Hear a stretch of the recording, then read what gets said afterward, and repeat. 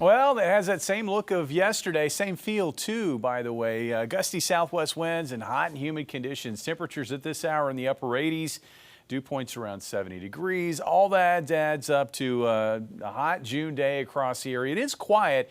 We did see a few isolated showers trying to clip some of our northern counties, even a few isolated showers coming up out of Phelps County over the last hour. But really the action is further north of I-70 right now, where we've got clusters of strong to severe storms, and there is going to be a risk that some of this builds back along I-35 here into northeast Kansas. There are tornado watches in effect in those areas. Now, the good news for us is that we've still got this storm stopping cap in place. So storms that are going to continue to develop in this area will try to make a push off toward the southeast, but I think they're going to run out of gas as they push maybe into our northernmost counties. We're talking areas like Morgan County, Benton County later on this evening. Looking at the severe weather threat, you can see the Storm Prediction Center does have a marginal risk for severe weather. That's just in case we see a stronger storm manage to get a bit further south than currently expected. Now, on Thursday, just about the entire area will have a slight risk of severe weather. This isn't for the entire day. This is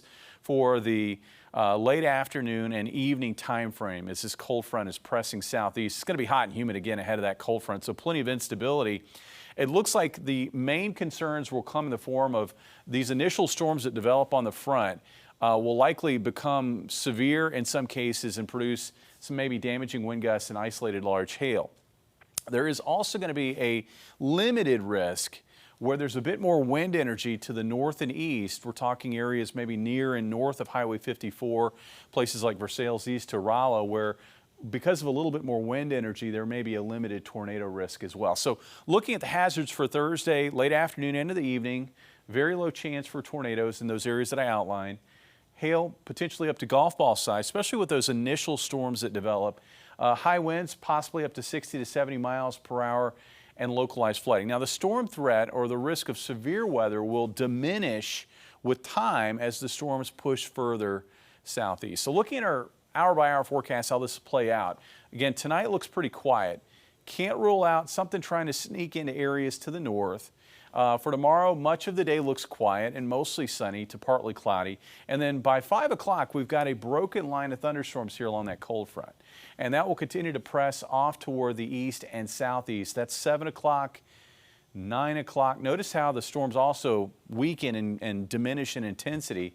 And then after that, it looks like the severe weather threat will be over with, but there'll still be some lingering showers and thunderstorms off to the south and southeast. But by Friday morning, that activity's gone. And it looks like Friday is shaping up to be maybe our nicest day so far, or the nicest day of the week. I shouldn't say so far. That's the end of the week, right? Temperatures tonight dropping to only 74 for a low, with highs tomorrow in the upper 80s to around 90 degrees. That'll come with gusty southwest winds tomorrow night, cooling off in the wake of those storms. 63 by Friday morning with an afternoon high of 83. As we look ahead to the weekend, watching Saturday into Saturday evening for risk of severe weather, especially to the north. But we may see a risk of severe weather spill southeast across our area as well. What's more likely, though, is waves of thunderstorms that could produce very heavy rainfall and a risk of flooding that would occur especially later in the day Saturday into Saturday night.